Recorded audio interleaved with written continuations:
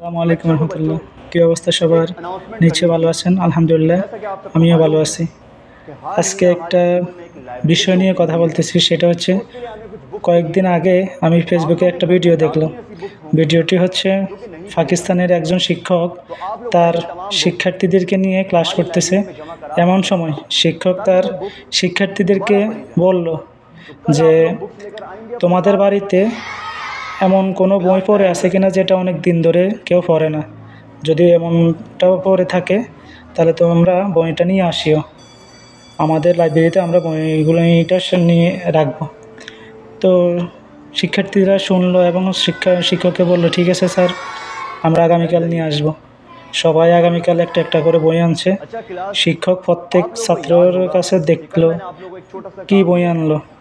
তো এক এক করে যখন শিক্ষক দেখতেছে প্রত্যেকে একটা বই নিয়ে আনছে, আর সেটা হচ্ছে আল কোরআন।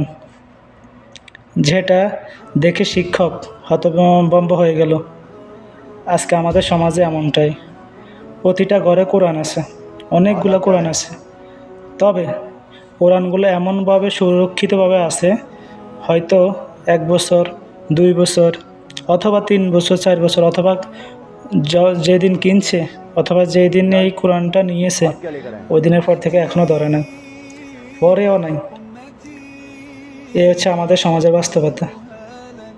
তো যে কথাটা বলতে চাই, আমাদের যে বিষয়টা অতীব গুরুত্বপূর্ণ আমাদের পরকালীন জীবনের জন্য, সেটা হচ্ছে কোরআন। কোনো বই আপনার জন্য শাফায়াতের জন্য আসবে না, একমাত্র কোরআন আসবে আপনার শাফায়াতের জন্য। আর সে কোরআনটাই হয়ে যায় আজ অবহেলিত।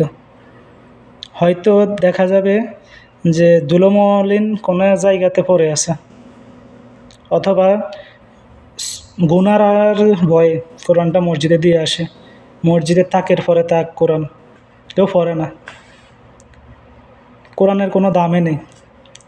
যদি রমজান আসে হয়তো 2-1 জন খুলে দেখে বা কয়েক পৃষ্ঠা পড়ে, এরপর আবার 1 বছরের জন্য কোরআনটা পড়ে থাকে। এভাবে যাচ্ছে আমাদের দিনগুলো। তো সবাইকে আহ্বান জানাবো, আল্লাহর এই কোরআন আমরা তার যথাযথ মর্যাদা দিই, ইনশাল্লাহ আমাদের ভাগ্য খুলে যাবে। এবং এই দুনিয়াতে না হলেও আখিরাতে এই কোরআন আমাদের জন্য শাফায়াত হবে।